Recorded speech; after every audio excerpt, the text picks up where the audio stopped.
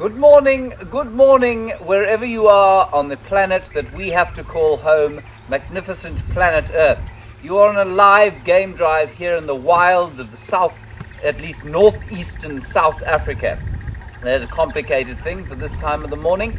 We are east of the Drakensberg and west of the Rhyolite-Lobombo Mountains here in the Greater Limpopo Transfrontier Park, sitting on about 1,500 hectares of a greater 8 million acre piece of wildlife land. Now I'm confusing metrics here, but that's because I know that our audience comes from various parts of the world which use different kinds of measurements. Of course, why we all aren't on the metric system yet is a fact more baffling than the origin of man. Now, you are on a live game drive safari. We do want to hear from you. Please remember that. Hashtag Safari Live if you'd like to tweet to us like the virtual starlings I can hear calling off to my right hand side, or if you're on the email, questions at WildEarthTV. My name is James Hendry. I look a little bit like Tom Sawyer today, sitting blissfully in this apple leaf tree with some torn shorts upon my person. On camera today we've got Brian. Hello Brian. Hello James. And in the final control room we have Tara and Louise. Wendy, you'll be pleased to know, for our regular viewers, Wendy is a vehicle, not in fact a person, more recalcitrant than any person I've ever met, is back and being harnessed for action. So with any luck we'll see her a bit later on during the drive. Otherwise it's me for 3 hours, I'm afraid. There was something else I had to tell you of vital importance. Oh yes, it's 17 degrees Celsius, apparently 63 degrees Fahrenheit. And so it's pretty warm. There's a lovely wind or breeze blowing from behind me. I suspect it's going to pick up into a bit of a wind. And off to your left-hand side, the sun has just peeped up over the horizon.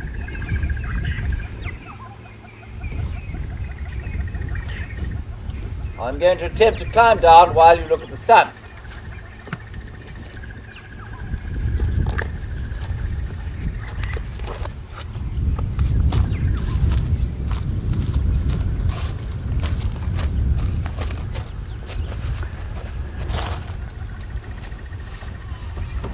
Magnificent sunrise, and just before the sun came up there was a spectacular little sliver of moon.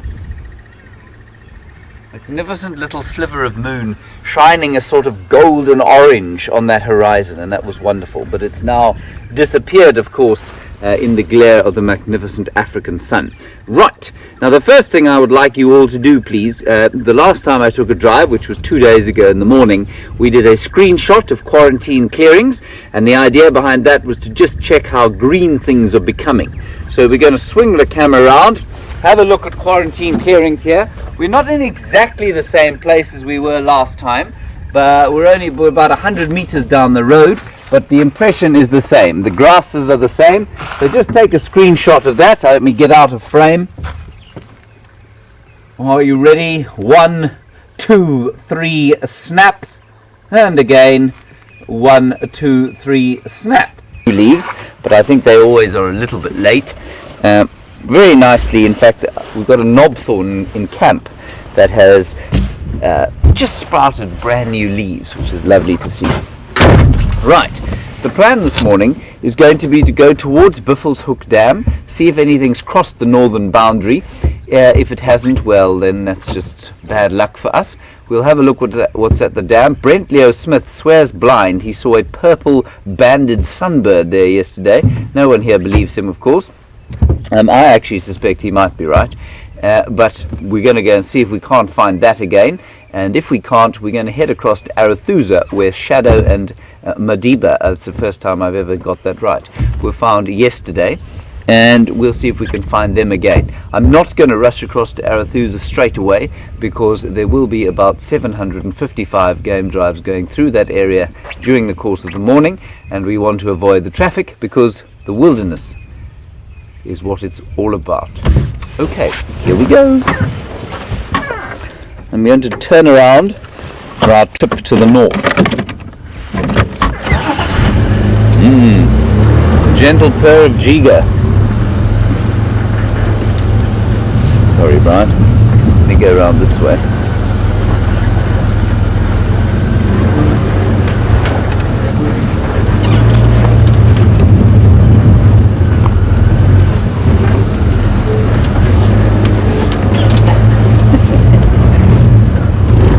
I must say, it is a beautiful, beautiful morning.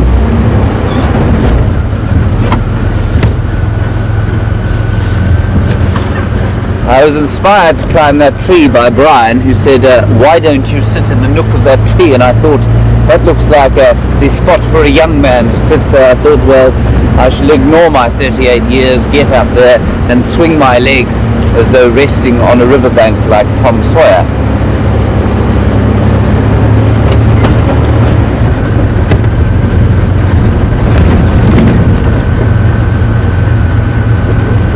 Every day the little dawn chorus starts to become a bit louder, and in the middle of winter we had a much more chamber music effect, and now we're building up, of course, towards the magnificence of Beethoven's Ninth Symphony, and I think that will happen probably around October, when most of the birds are back.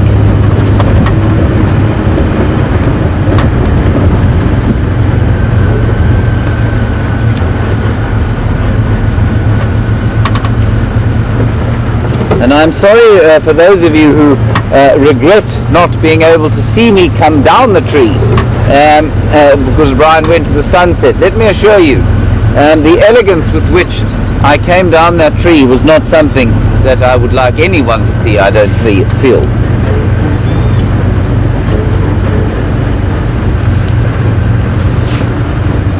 We did have a squirrel alarm calling around here earlier, but this is right near where we live. And that squirrel, as Viam likes to say, has been crying wolf for the last 3 weeks. So either there's a leopard living underneath its tree, which I think is highly unlikely, or it's just a very cross animal.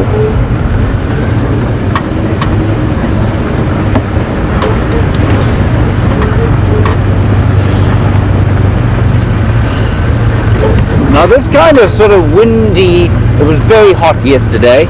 I think it probably hit about 34 degrees, and the kind of windiness around and heat is more typical of the September time weather than the rain that we had the other day.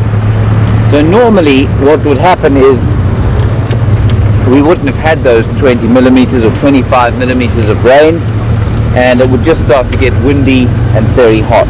So it's rather relieving that the ground it's still quite moist after that wonderful rain that we had. So it's rather relieving as the heat starts to build and those funny September, what we call berg winds, which are hot winds that come in often from the north. It's quite nice to have some moisture in the ground when they're here.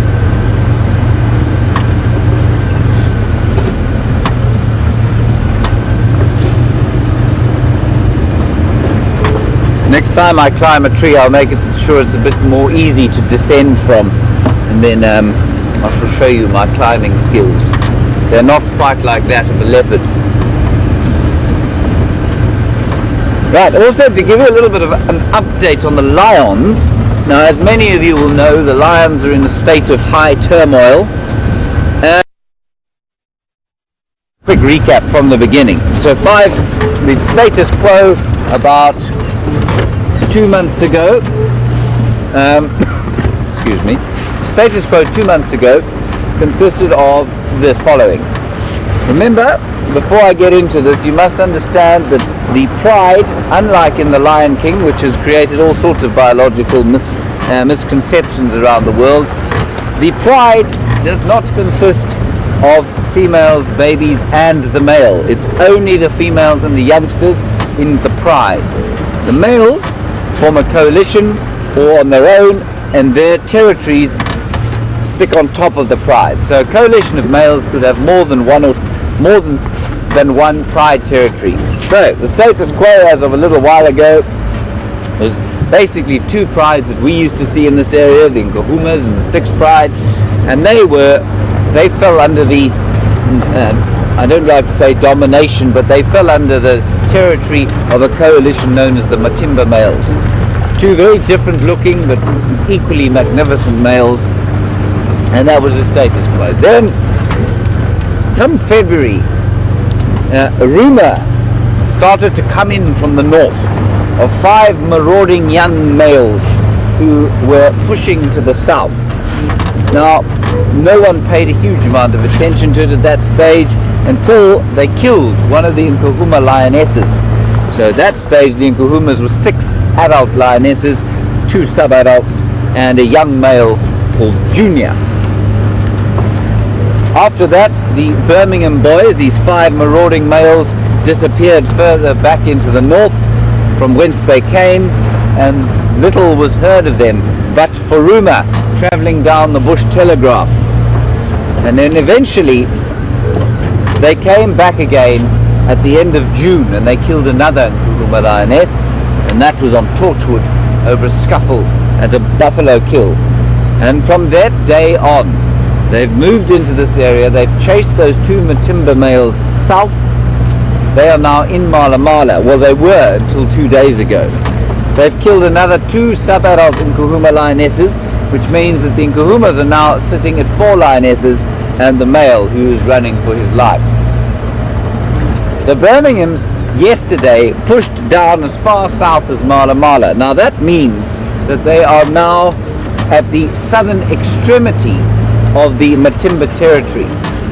So those Matimbas do not seem to stand much of a chance. We thought maybe they'd escape down into Mala Mala with the Styx Pride and hang around there, and the Birminghams would be left to dominate this area. Because the Matimba's territory did extend in north into the Manileti, but we didn't see them there much, of course, because we don't traverse there. So that's the story with the lions this side. The Styx, meanwhile, have had a scuffle with the Matimbas. They nearly killed one of the young lionesses that they had there. She seems to be on the mend, though. We had a report that she was seen and seems to be on the mend. So I thought she'd been killed by the Matimbas, but that is not the case at the moment. A couple of other prides around the place, but it becomes so complicated that I think even the Grand Chess Master Gary Kasparov would struggle to understand the complexities of what's going on with the lions around here. So for the moment, let's just understand the Matimbas have been chased out, the Birmingham boys are flavour of the month, and the Nkuhumas are on the run north into the Manileti, and the Styx Pride are likewise doing the same to the south. This, of course, means that it is unlikely we will see any lions on Djuma. That said, 4 lions were seen. I don't know who they were. They could have been the Nkuhumas coming south into Arathusa yesterday evening. So we will get reports from there and head across there a little bit later and see what we can find. Phew, complicated.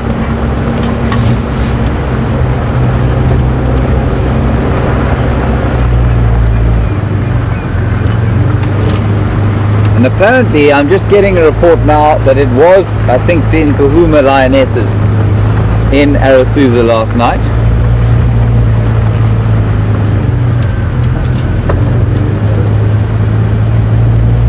It was the Styx. It was the Styx Pride on Arathusa last night. So they're running all over the place.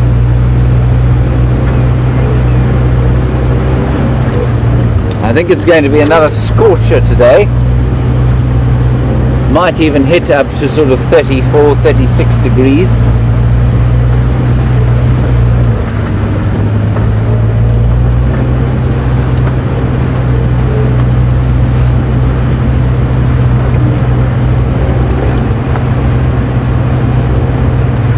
And please just understand, I know that some of you will ask questions that won't get answered. That is not because we're ignoring you.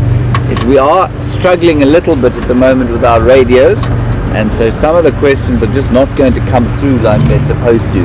But please keep asking, and we will endeavour to get to everything that you might like to say to us. I'm just going to stop and have a quick look at the sun, and so I can get into a gap. There we go. Beautiful. Now the horizon, sorry Brian, I've parked you on a slope. The horizon is that colour. It's that kind of smoky brown turned orange because of the smoke that's in the area. And the smoke, I will explain to you now. I'm just going to get a quick update on the radio from anybody else who might be mobile. By mobile I mean on Game Drive. And let's see what else. Good morning, mobile stations.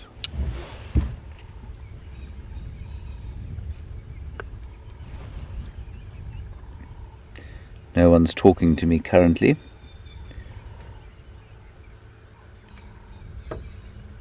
So quite a quietish morning actually, and I think that's probably because of this wind. Morning, mobile stations. Any updates so far?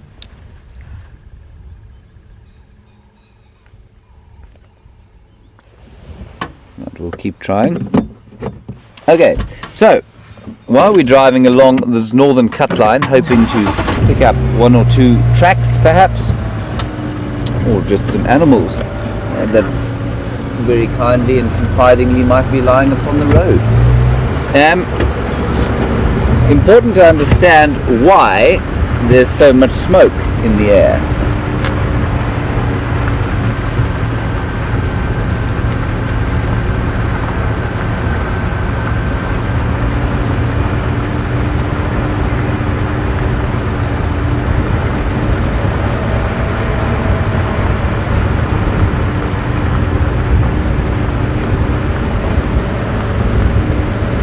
So before I get onto the smoke, an interesting thing that happened, and thanks to Brian I actually understand what's going on with this, because I didn't know initially.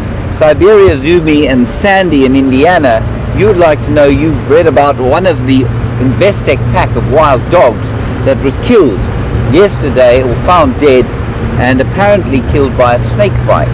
Now what's interesting is that Brian, as I was walking past his room on my way to bathe myself this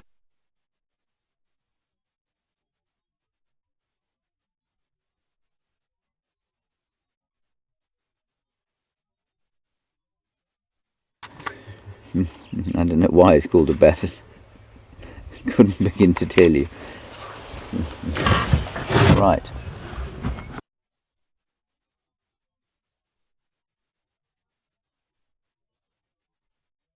Hummingbirds.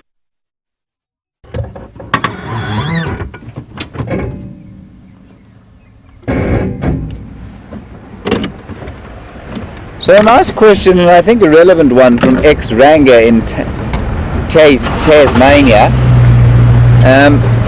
You want to know, if we don't get follow-up rain to this one that we had, the early rains, is it possible that this was a false spring? Well, I don't know what a false spring would be out here, but for the fact that, I mean, it's got hot and everything's flushed, so I think we're into proper spring. I do think, however, that it's quite possible that those rains we had are going to be the last we see for a little while, and by little while I mean 2 months. I may be entirely wrong. I'm certainly not going to make a prediction again. I've ended up with more than a dozen eggs on my face with the predictions about the first rains, but I think you are right. It's unusually early, and so possibly not again for the next little while. You're going to lose us now.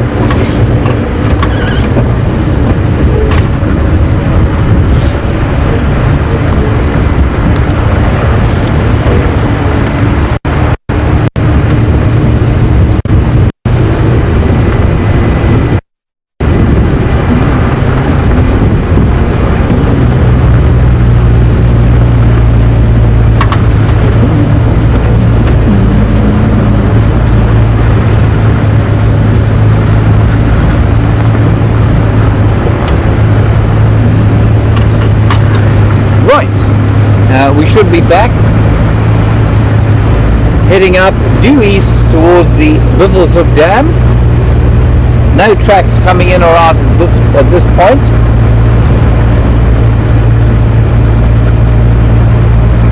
Very, very beautiful early spring morning.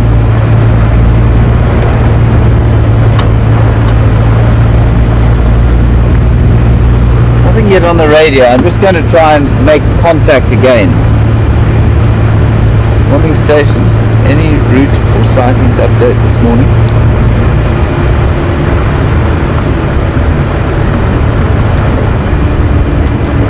Nothing but a deathly silence.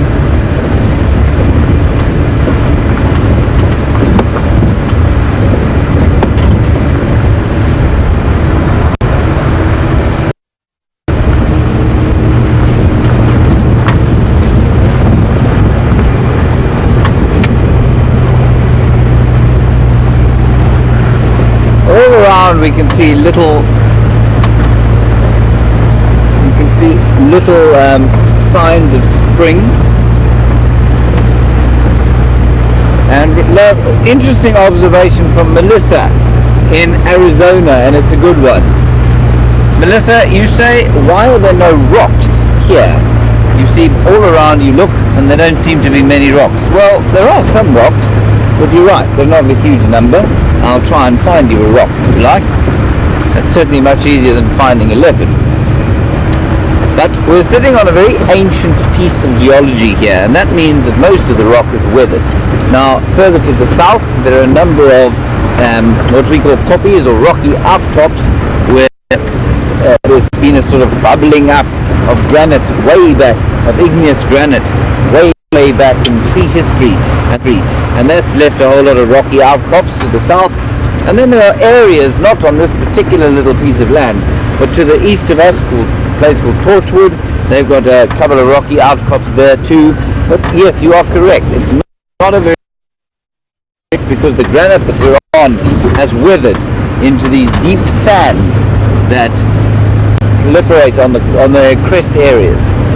Some of the gabbro areas are a bit more rocky, but not nearly as rock-free as a place like the Okavango Delta and the Kalahari, which can't find the Vango. And that's simply because it's weathered over the millions and millions of years that it has been around without any volcanic activity. Good observation, Melissa. I'm astonished that you managed to pick that up from sitting at your computer screen. Well done.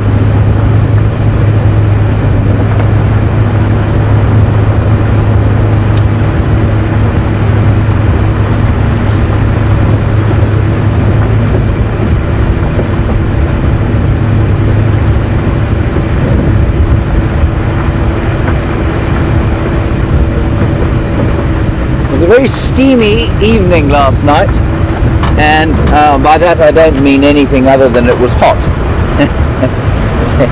lest I get myself into trouble. And I was very pleased I was very pleased when the wind came up and cooled my room down. Brian, stop laughing.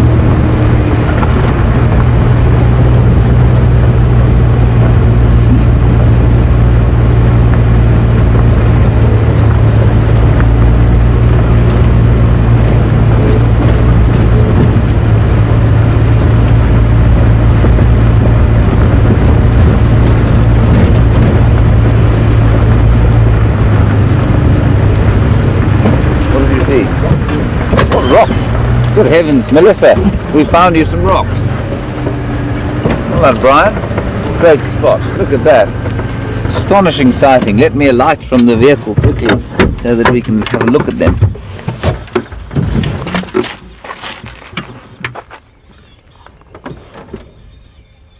Very angry, rattling testicular over there.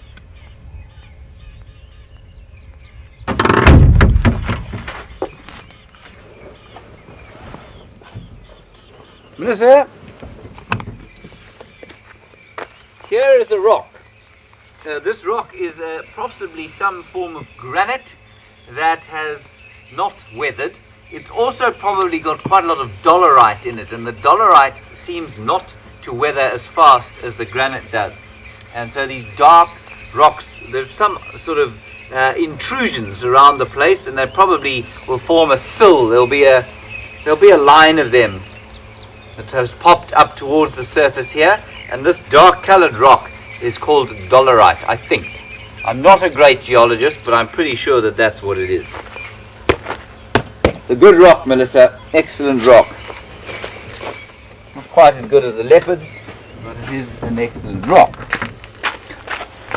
And of course, easy to find because they don't tend to move around quite as much as leopards do. Well spotted, Brian. Now could you find a leopard? Plug myself back in. Oh dear. I thought for 1 second that the car wasn't going to start. It would have been a disaster.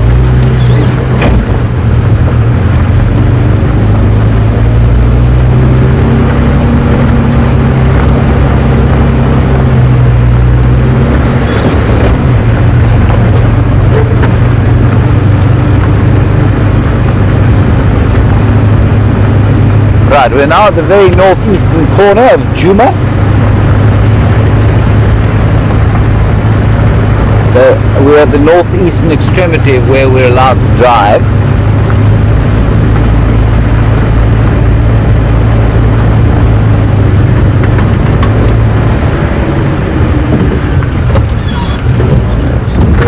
Tracks of hippopotamus.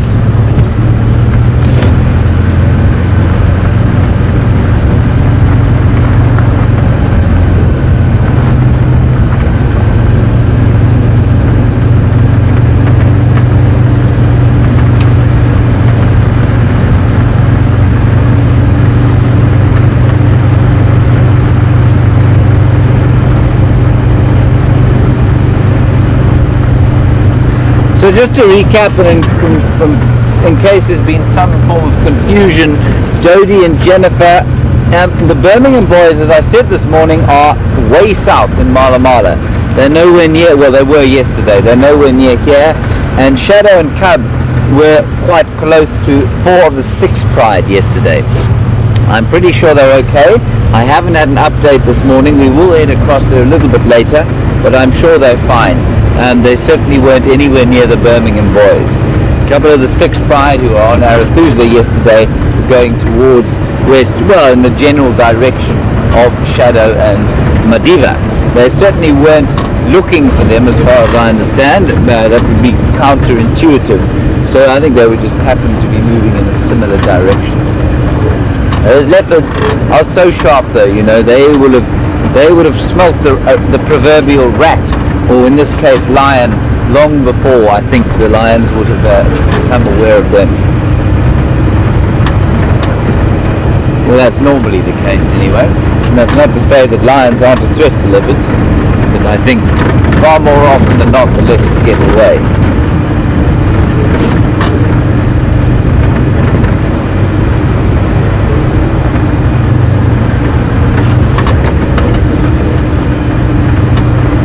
The far eastern boundary appears to be fairly mammal-free and indeed bird-free. Ah, there are some birds, Brian. Oh, merciful heavens.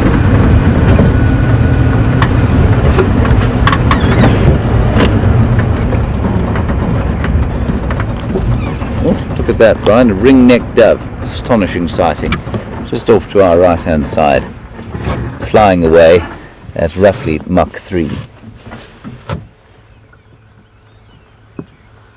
So that was a ring-necked dove. There's one on the road too. Ooh. Let's just stop here a little while. There is a beautiful ring-necked dove on the road, but there's also a white-crowned shrike up in the tree to the left of it. 2 of them now. 3, 4 of them. But now they've flown off.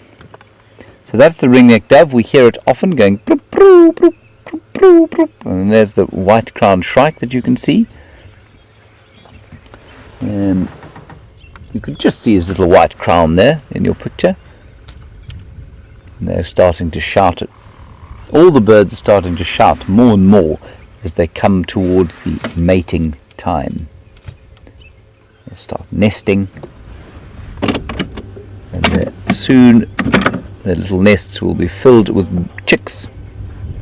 Just hold on, I'm just going to use the radio quickly. Go ahead.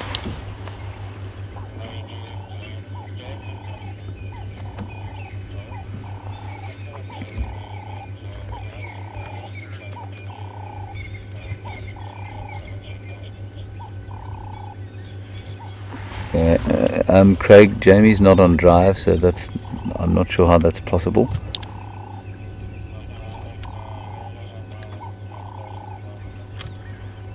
only me on drive and I'm on cheetah cut line.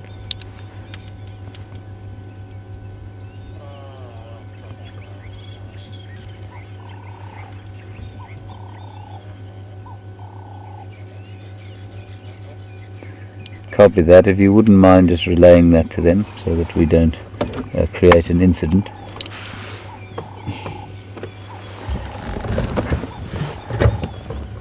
I'm just going to, while I've got somebody on the radio, I'm just going to get an update. Craig, are there any updates?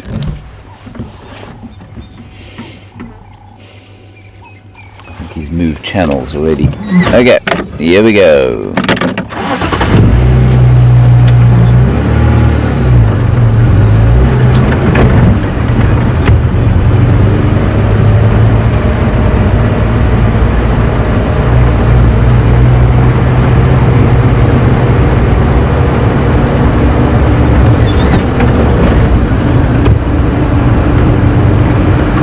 We have a few more birds here, which in the absence of marauding lions, I think we'll have a look at. Well, that's not the only reason we'll have a look at them. They're beautiful little starlings. Now hiding, of course, with great skill. Those are either Cape glossy starlings or lesser blue-eared glossy starlings, so called because they are glossy. But we'll only know if they call. They're almost indistinguishable unless they call. There are two more of them that just have landed. And they're, I mean, you all know possibly from watching that the starlings that we get here are that beautiful blue colour. Better, I mean, more easily coloured. More easy to see their colours when the sun's shining from the other direction. But they're all that kind of glossy green, purple and blue colour, but these particular ones have got bright yellow eyes, so that's how we know they're either Cape glossy or greater blue-eared glossy starlings. Right, let us press upon. Also possibly on the highest point at the moment at Djuma, and so it's always quite a nice spot to just take note of the altitude and inhale the gorgeous breeze that blows up to the top of the crests. Lovely smell, fresh smell in the air before the heat of the day begins.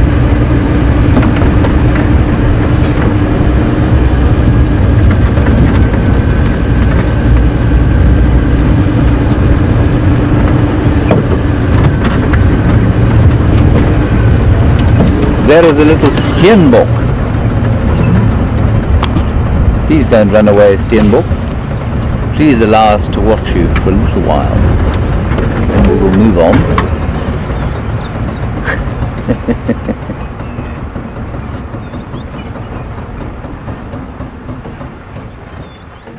Very clever little steenbok. Loving, just really loving and relishing the new grass shoots that are popping out.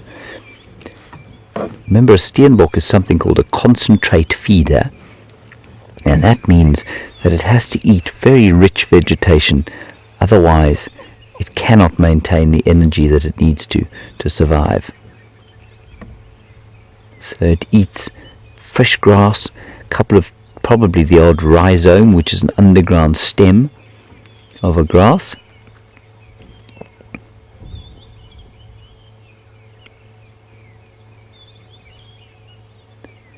It's actually a really nice little steenbok sighting, and the male, of course, has got the horns, female no horns. She'll be around here. They live in pairs. You will read sometimes that they're solitary, but that is not the case.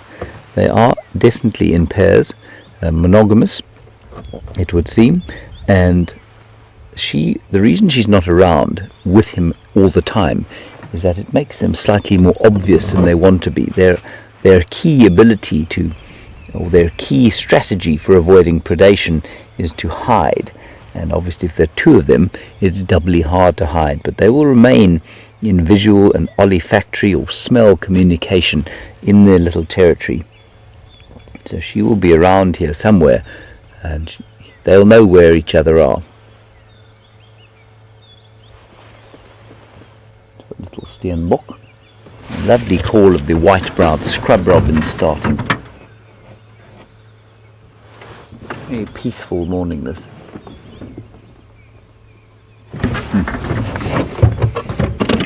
Okay, soon we will turn to the west towards Buffelshoek Dam, see what is there.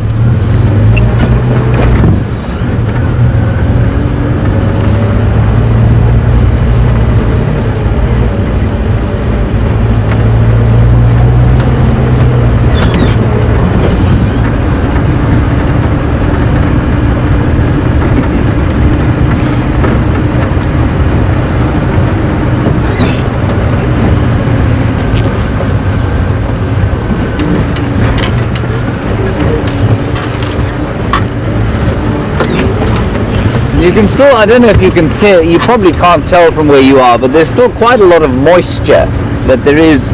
Oh, there's another kudu, 2 kudu, Brian. A plethora of animals going on here. There's quite a lot of moisture still in the ground. And those birds you saw exploding off the kudu's back are oxpeckers, red-billed oxpeckers.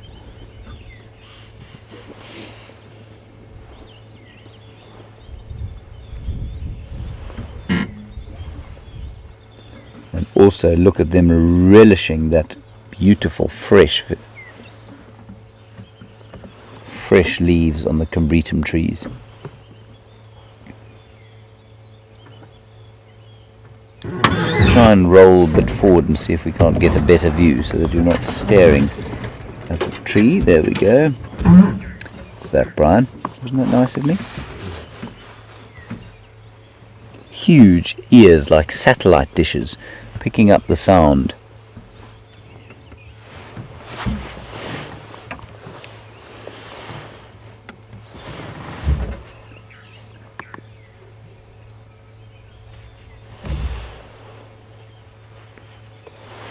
Sorry everybody, will you excuse me 1 second? Apparently I'm being hailed on the radio, but I can't make head nor tail of it.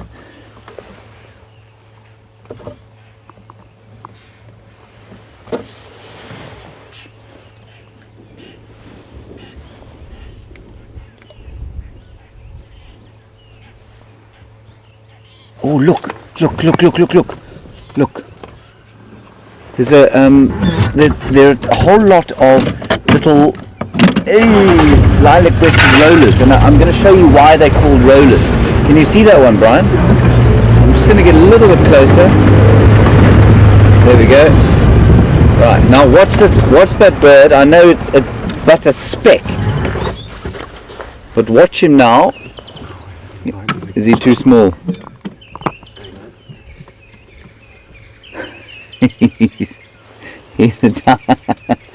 he's a tiny speck, and he's about to do a magnificent display.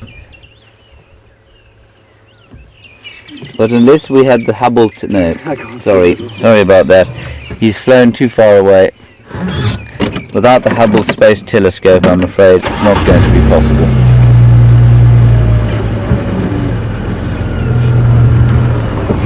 Sorry about that.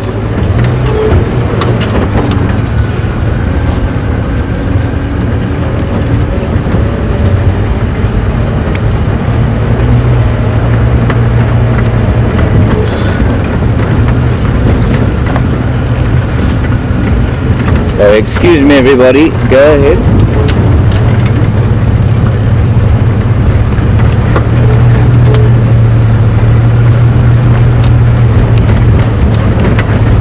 Go ahead.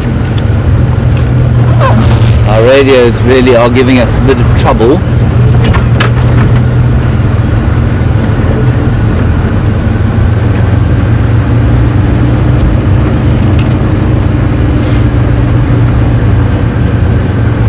I'm not showing you my hand, everybody. I'm indicating that I can hear the radio now.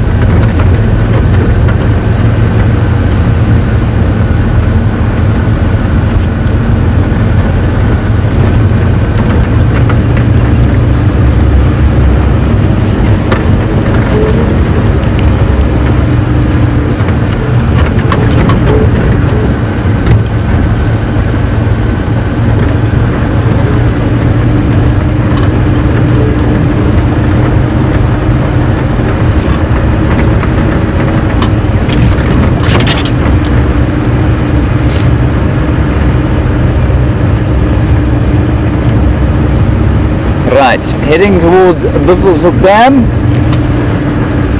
Beastly little lilac-breasted roller flying so far away and doing his display out of sight.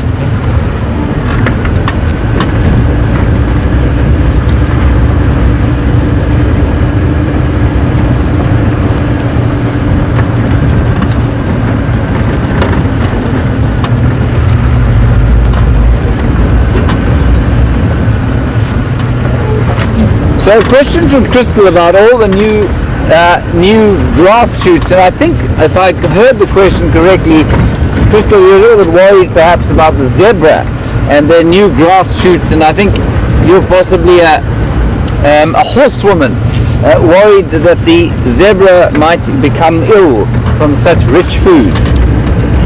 Crystal, I don't think they do, you know. I think that they will, I know with horses they have to have quite a lot of roughage, or they do tend to get a little bit ill in the stomach, get a bit colicky. I think here what you'll find is that they will eat some of the green stuff because they do need the nutrition, there's no question, but they will also eat the roughage all around the green. So I don't think there's any issue there. It's not nearly as concentrated as grain. Now a horse of course is not evolved to eat grain, and yet that's what we feed them. Same with our cattle. Cattle and horses and chickens, which we tend to feed maize in great volumes, none of them have got digestive systems that have evolved to deal with them, and so you've got to be very careful when you're feeding an animal food that it's not designed to eat. Whereas out here, Crystal, the zebras are perfectly adapted to eating whatever they can find in the bush.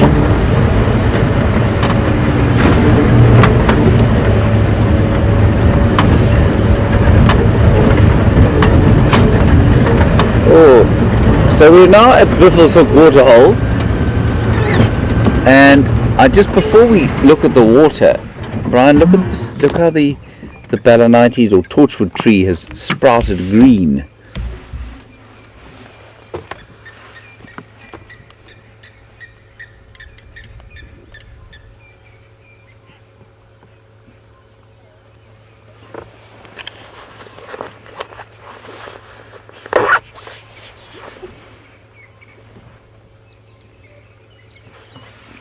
And while we're looking at the red-billed buffalo weaver's nest there, a question from Gail in Salem, Ohio, which sounds like an interesting place. I didn't know there was a Salem in Ohio. There seem to be many, many Salems around the world.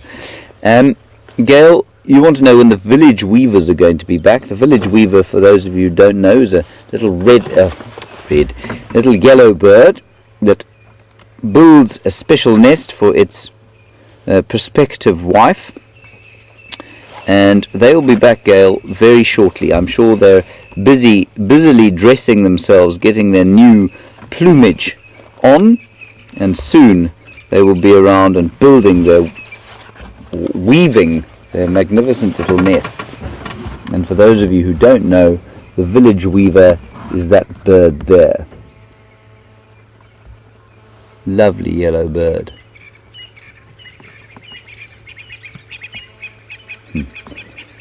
Right, now because we are at Buffalo's Hook Waterhole, I'm going to go and see if we can see the tree where Brent Lear Smith claims to have seen the purple-banded sunbird. I think if it's nesting it'll be around there. If it's not nesting then it will have moved on. Which tree was it? Far end? Right behind on the left. Okay, I see the one you mean. Let's go and have a look-see. There is nothing in the way of mammal life here that I can see. At Buffalo's Hook, there are a couple of Egyptian gooses.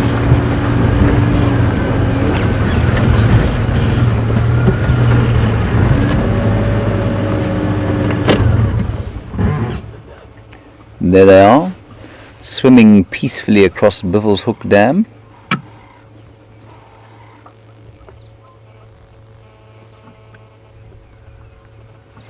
Brian, can you hear that bird going?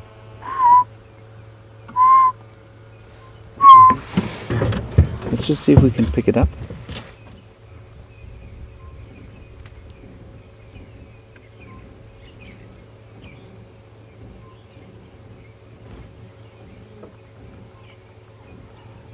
I think, everybody, that is a yellow-fronted tinker barbet, but it's either had a lot to drink or it's a bit confused, because it's calling much more slowly than it would normally. The yellow-fronted tinker barbet should be going doo, doo, doo, doo. And it's right in front of where Brian is filming. It's way down in the drainage line, but I can just hear it calling, going doom, doom, doom, doom.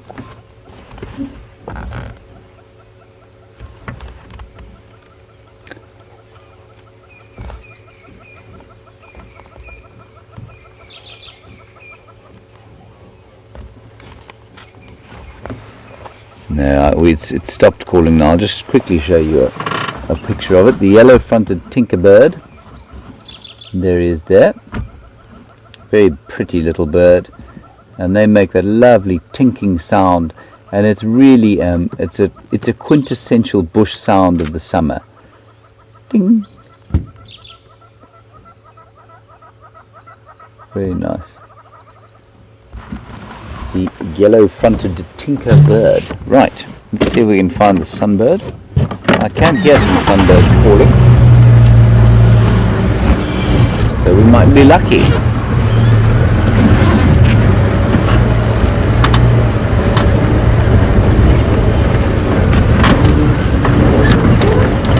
I'm going to get hold of Aubrey. Aubrey has seen some lions too far from here, I'm afraid, where we can't go. I'm just going to find out which lions they are. Aubrey, which animals are those?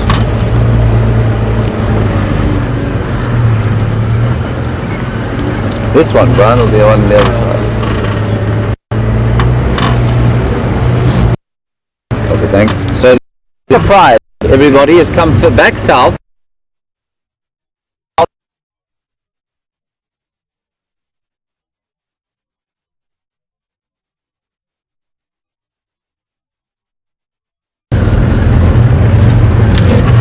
Strike of luck.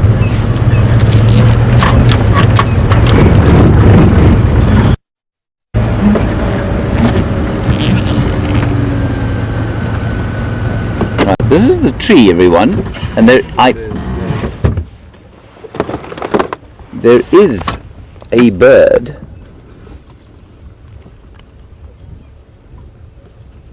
It's there, you know that. Well, there's at least a white-bellied sunbird in that tree. I'm going to go a little bit closer. You see it flitting around there? I'll be amazed. So they're drinking the nectar from the flowers on this Combretum herreriense, or russet bush willow tree. Oh, this can be a very frustrating activity, but there were definitely some sunbirds here. There, that one that you can hear going chip, chip, chip, chip, chip, is a sunbird.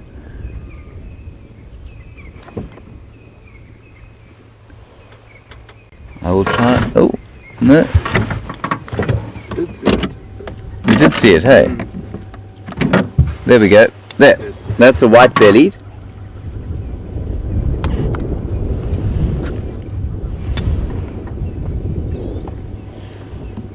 Sorry, Craig, thanks for that. Just go again with the second update. It's a white-bellied sunbird, that one.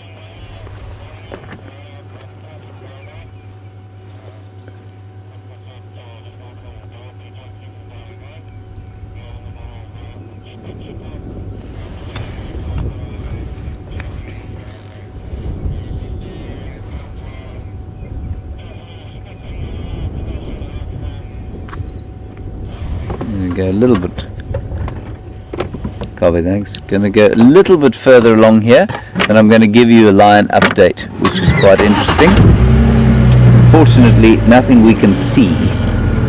You got one in there, Brian? So definitely a white-bellied sunbird, but Brent definitely wouldn't have confused that one. He saw that one. There we go. That's a white-bellied flying away. There it is. No, that is a southern black tit. No, it's not. It's a puffback. Puffback shrike. I'm afraid you can't see that. Okay, we're not going to hang around here because you'll go mad trying to look through your computer screen. Okay, never mind. Right, now quickly, before I reverse out of here, and lest I should reverse clean off this rather precarious damn wall and leave you before you can get the update. The 4 Birmingham males are now to the east of us on Torchwood. There is one further south of that on Chitwa, which is to the south, and we think that the Styx Pride are now on Hoffman's. So unfortunately we are surrounded by lions, but none of them anywhere where we're allowed to go at the moment. This is not necessarily a bad thing though, because it does mean that the center of all of this action is Djuma. It's a fairly empty center of action at the moment, but it does mean that we might be able to see some action here fairly soon. So, to summarize, 4 Nkuhumas to the north of us, 4 Styx Pride to the south of us, one big Birmingham male to the south there, and 4 to the east. Now, it's not unusual. There's a saddle-billed stork, Brian. It's not unusual for lion coalitions to mix like that, and the reason, at least to split like that, and the reason is that one of them is definitely older than the other 4, and I think that that's why he spends quite a lot of time on his own. Anyway, that's the lion update. We'll see what else we can find. It won't be lions this morning, right? Beautiful saddle-billed stork there. I'm just going to disrobe slightly. It's getting quite warm.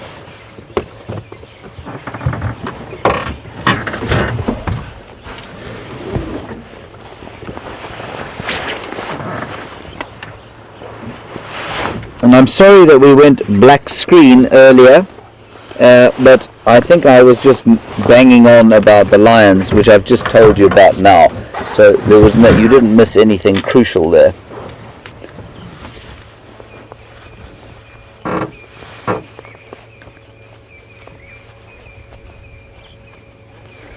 Okay. Beautiful. Oh, look, he's caught a little fish.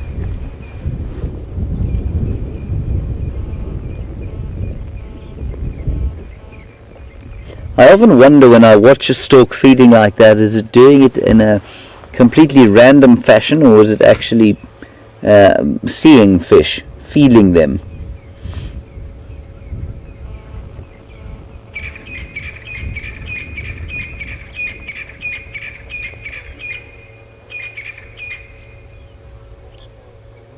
There we go.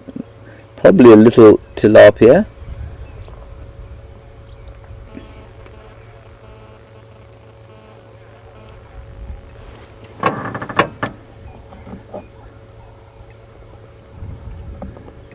I'm also, just while you're watching that stork, I just need to quickly say something on the radio. Craig, do you copy Craig?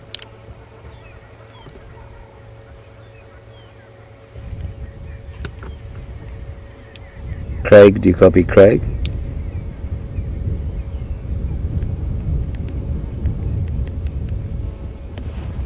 Right, never mind. Okay. Let's see what we can find. Copy, thanks.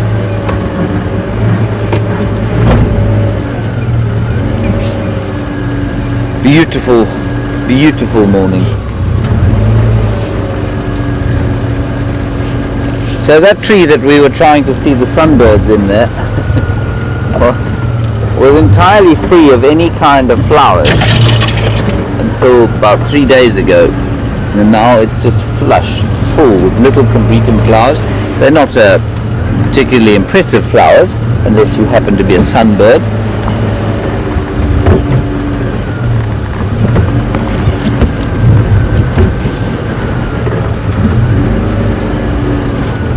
You are going to lose us again briefly.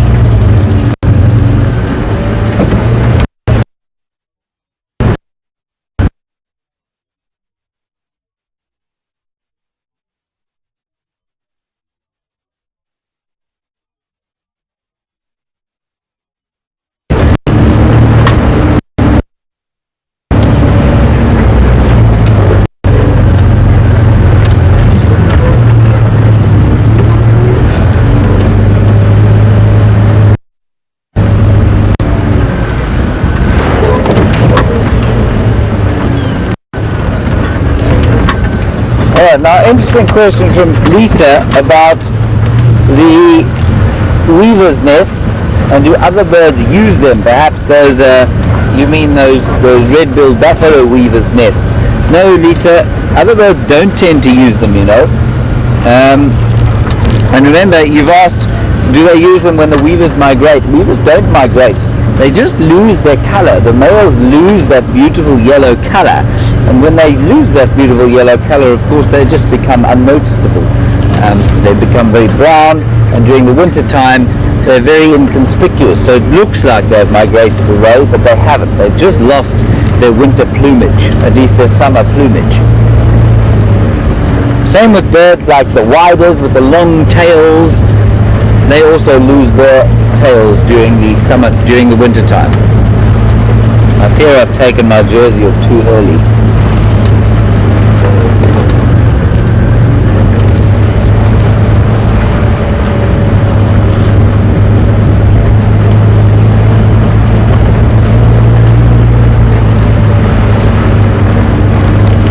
Now, Jeffrey, you asked an interesting question that I'm not sure I can answer. I'm going to look in the book. But you want to know if a shrike, you say, looks a little bit like a jay. I don't know if they're the same family, Jeffrey. I suspect that, I suspect not. But they may well be a related family. And I suspect not simply because the New World birds are often not closely related to the Old World birds, because they're separated, of course, by the Atlantic on one side and the Pacific on the other. But my book may tell me, I'm not sure. Let me see. I'll try not to wrap this Land Rover around a knobthorn tree while I'm looking.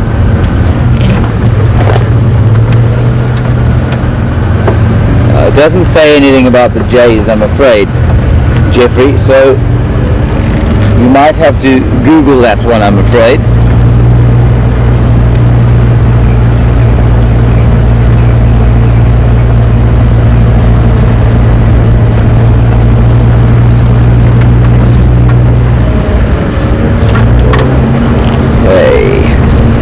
Alright, so we've come to the northeast, checked around here. Our plan is going to be now to head down to the south and then possibly west along the southern boundary and into Arathusa to see what we can spot there. I'm pretty sure unless there's some nomadic lions, it's not going to be any lions.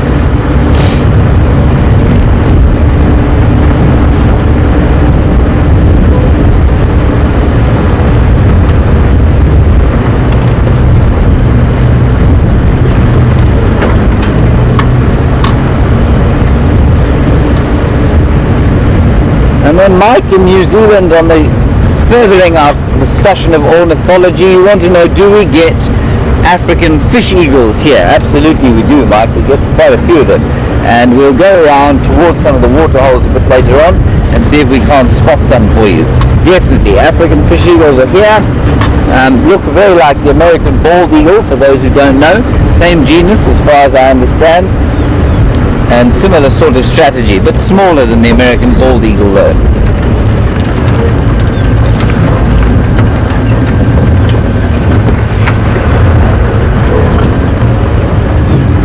It's actually become quite chilly again. I'm going to just put my jacket on while we're driving along.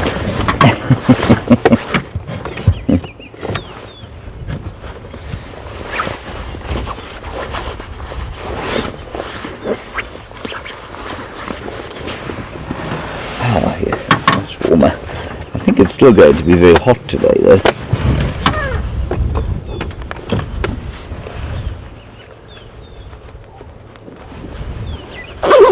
There we go. Bit of a breeze blowing. So on we go.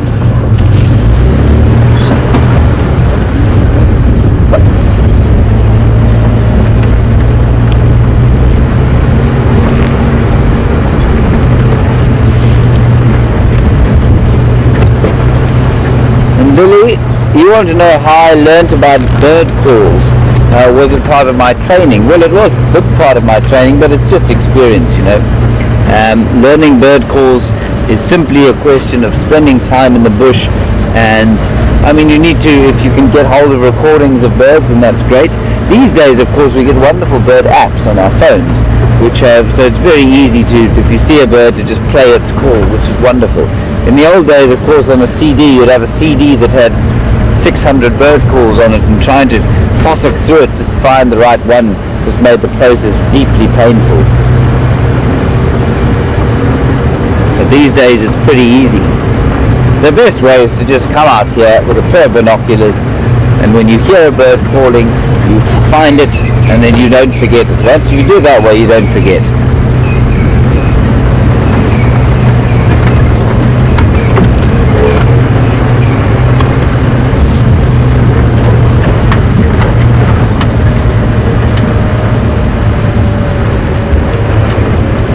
And in terms of bird calls, of course, we hear them day and night.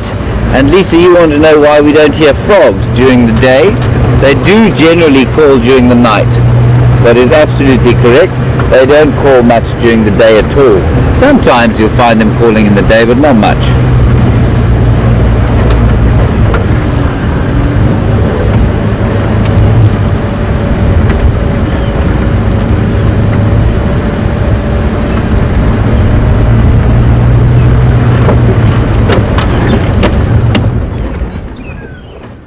Two beautiful little red-billed hornbills, I think possibly in the process of a courting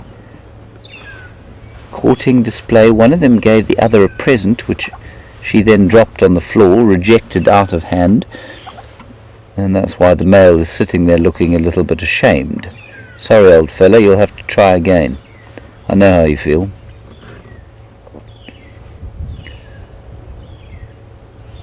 And their breeding, of course, is massively entertaining. Well, not entertaining, it's just astonishing.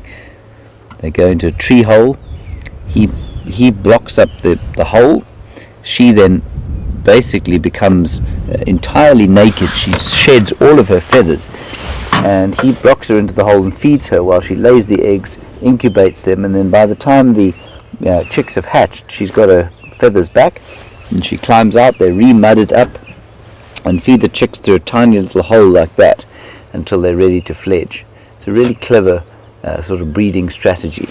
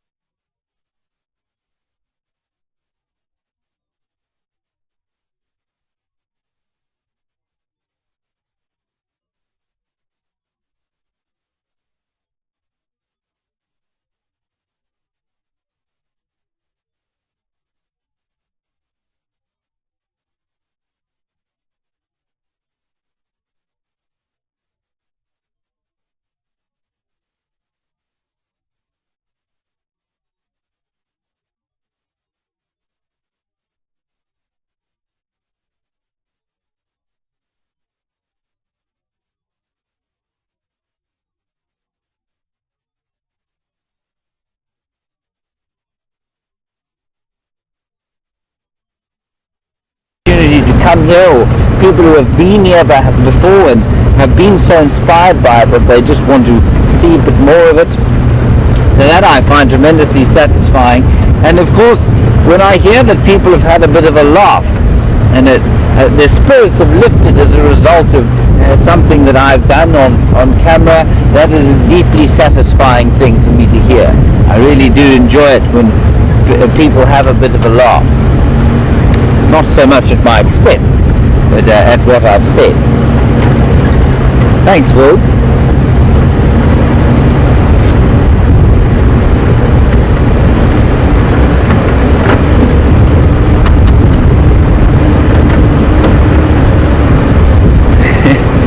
So the breeze continues to blow,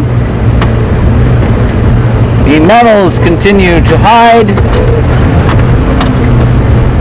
the birds that are letting go of the trees are being blasted off towards the north.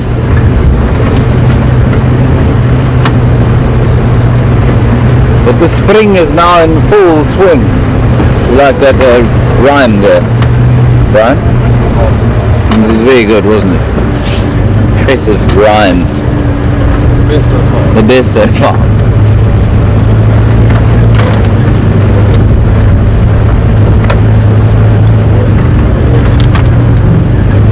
Now Ruth, you live in Pennsylvania, where I believe that termites are probably a bit of an issue for you in your house, and well, if you've built out of timber, which I think a lot of Americans do. Ruth, you want to know about our termites and their mounds and how they build them? Well, I'll tell you what, given the fact that we're not rushing towards a leopard sighting, I will find a good termite mound, Ruth, and I'll explain a little bit about it. They really are, as you say, quite fascinating.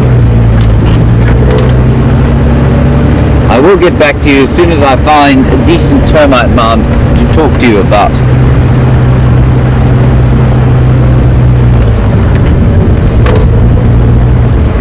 What have we here, Brian?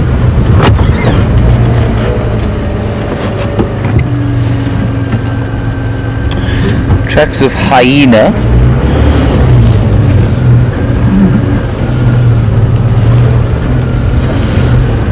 We're now back out on the eastern cut line.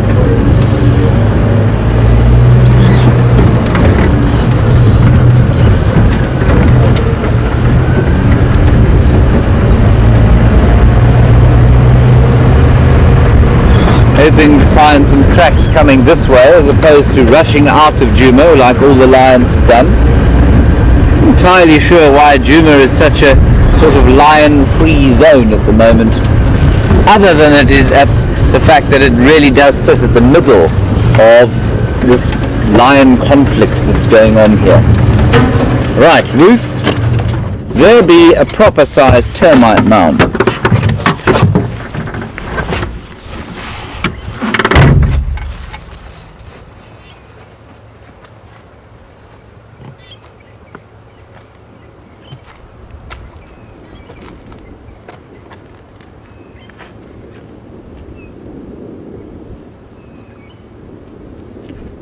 Doesn't seem to be too much going on in this one.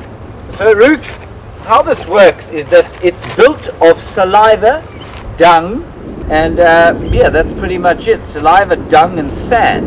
And that is how a termite builds this mound. There are millions of them inside an active mound. I was just testing there to see if there was any heat coming out of that chimney, because that would indicate that this one is active. I don't think it's inactive. I think there'd be a lot more grass and vegetation on it were it inactive. So the termites are probably just further under the ground than they would be if it was perhaps a little warmer, I'm guessing. And it's just a mound of saliva, dung, and sand. And underneath it, there are two crucial things. The first is the royal chamber, which contains the queen, who's about that long. Termite is that long. She looks like a sort of sea slug, a big billowing abdomen that is constantly producing eggs, about 25,000 of them every day, so that's quite a lot of eggs. And then her head is the same size as the normal termites. And then in that chamber, of course, is the male, the king, who's about that big, and his job is to satisfy the needs, of course, of the female so that she might produce 25,000 eggs a day. He's a busy man. And then the other crucial part of this termite mound is the fungus garden. Now this is called a fungus growing termite, and the fungus garden is what allows the termites to survive. Without the fungus garden they couldn't survive. So what they do is they plant fungus spores on their dung, and that then creates this garden, and they then bring dry and dead material into those fungus gardens, and the fungus collects on that on the dry vegetation, and they then eat the fungus, as far as I understand it. Now the reason they do that is because they lack the digestive enzymes to derive nutrition from lignin and cellulose, which is the structural material that is in all plants. And there are not very many organisms that actually have the enzymes, the cellulase, to be able to digest cellulose and lignin. And termites, there's some species of termites that do have it, but many don't. Many employ the same methods as herbivores or mammal herbivores, and they have they've got bacteria, special gut bacteria that help them to digest, and that's what goes on there. And then of course with these ones, they don't have the bacteria so much, they use the fungus in order to derive nutrition from the lignin and cellulose. So Ruth, in Pennsylvania, that's how it works.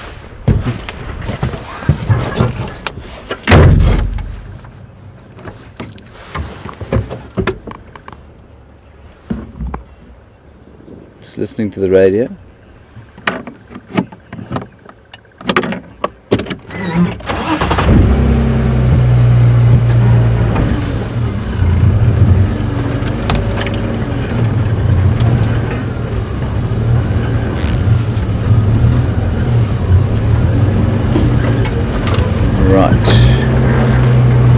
On we go.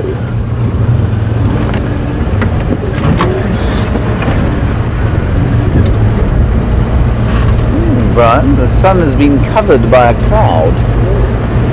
Can you believe it? There was supposed to be a front coming in, wasn't there?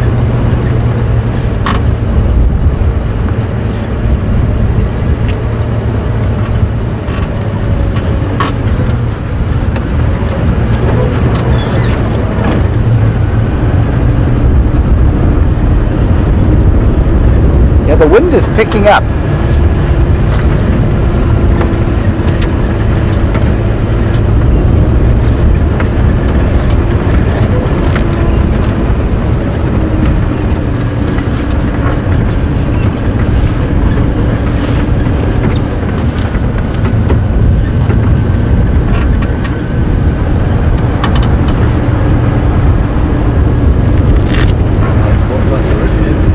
Yeah, I think the cold front is coming in fast.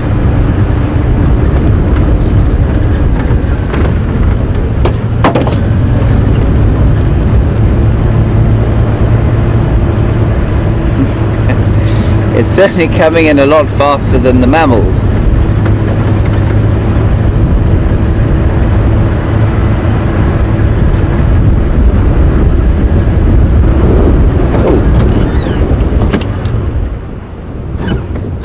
Now notice carefully as we look towards this lilac-breasted roller. The lilac-breasted roller is hanging on desperately to that knobthorn tree, which is just starting to sprout its new leaves. And you can see from the the firmness with which it is gripping that branch how hard the wind is blowing.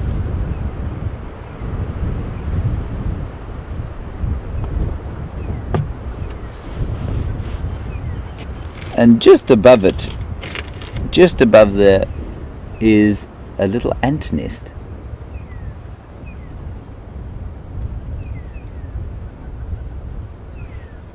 Mud ant nest.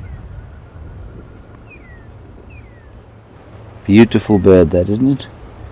Very common, almost abundant resident, but inescapably magnificent. And Rick and Susie in Hawaii, I know that you've promised to send me some coffee if I can get you some feathers. I promise I am looking.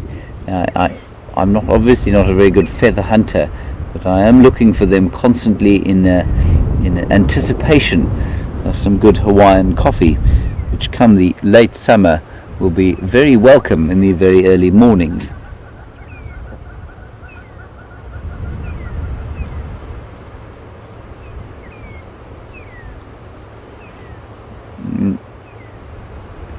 As I've said, that little ball just above the roller is an ant nest, as far as I can work it out. Now, I looked in my insect book the other day and I couldn't find any ants that make those mud nests, so I'm not sure which ant it is, but I will try and find out at some stage.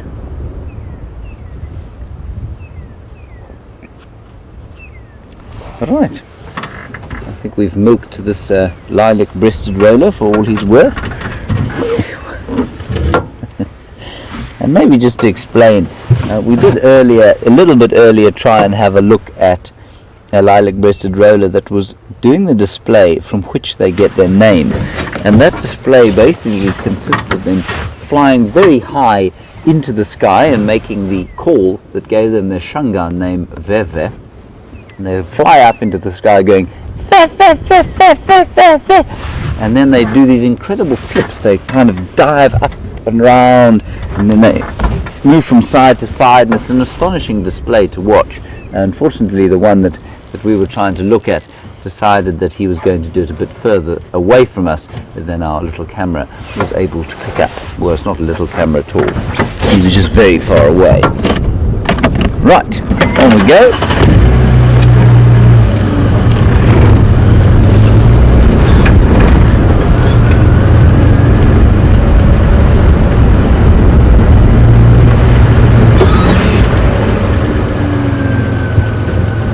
Thank you, Siberia and Karen. You say there's a breeding herd of elephants somewhere near Djuma waterhole.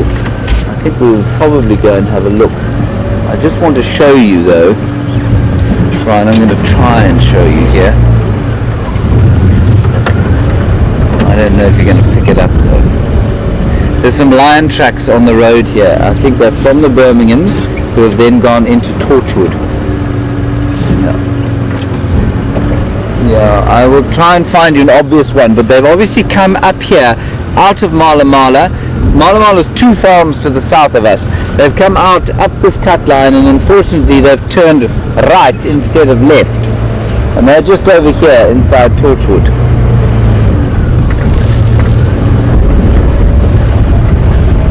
Deeply irksome lions.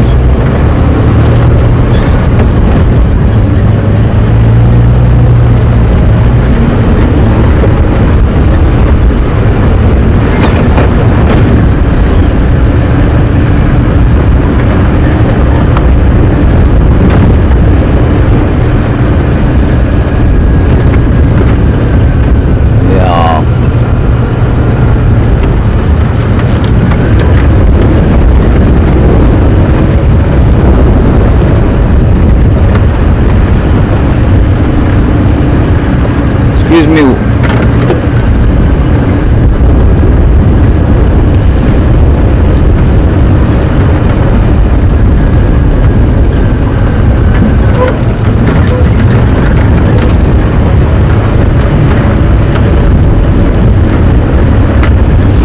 So we were chatting a little bit about hornbills, red-billed hornbills, and when they go into nests and the female becomes naked and is basically defenseless inside the nest.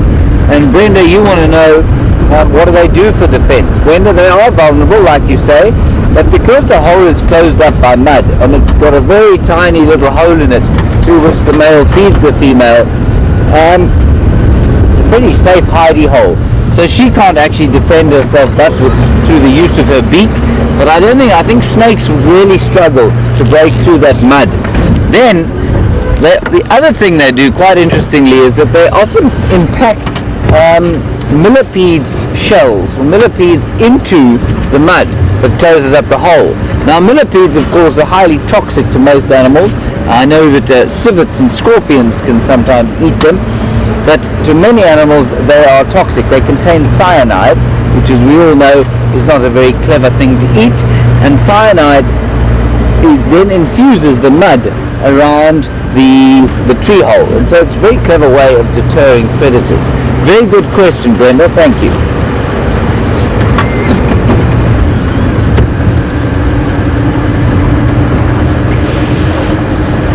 We're now on the southern boundary.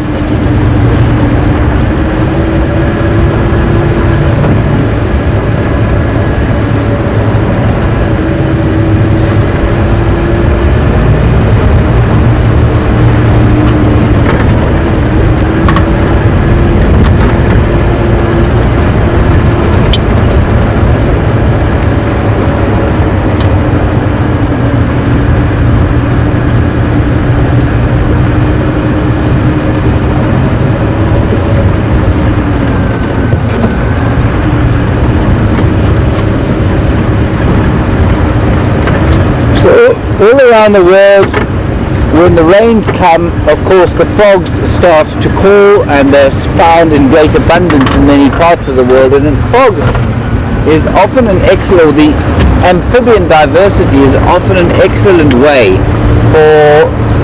to tell the condition or the health of an ecosystem. And some of those frogs are obviously toxic.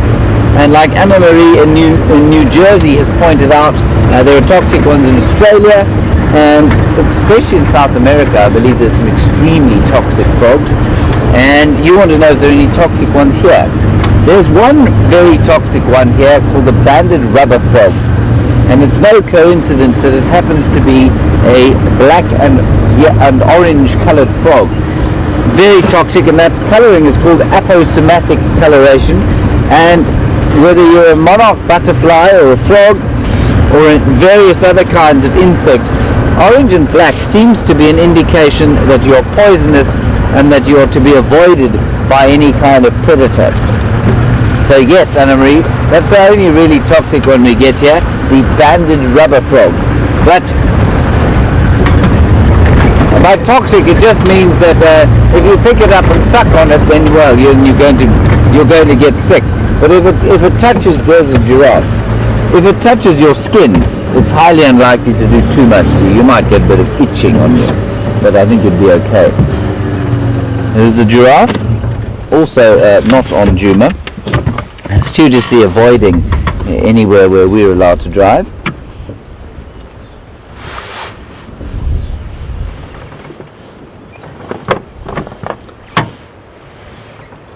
Beautiful young male giraffe, I think.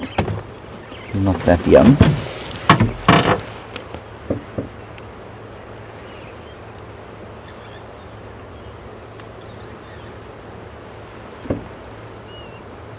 It is male, isn't it, Brian? Yes, it is. I've confirmed. It is a bull giraffe, enjoying the fresh shoots of the summer, like all of the herbivores are at the moment. Just going to find you a picture of the banded rubber frog.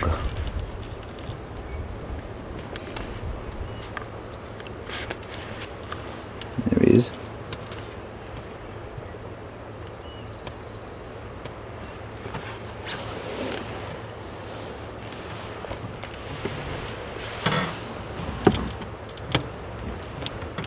I'll just show you a quick picture of the banded rubber frog.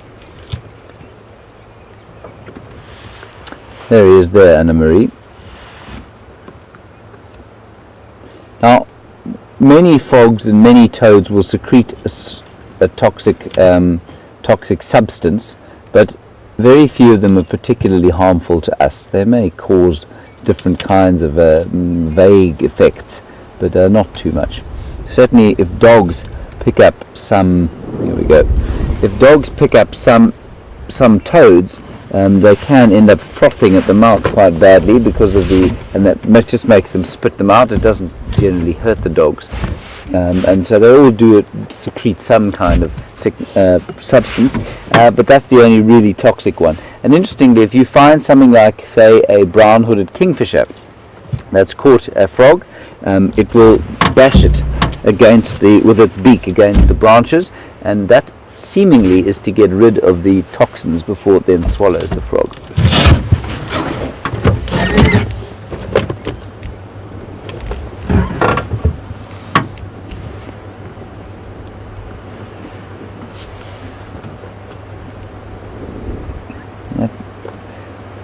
That giraffe is not only enjoying the fresh fruits, but he's also enjoying eating his breakfast for the second time.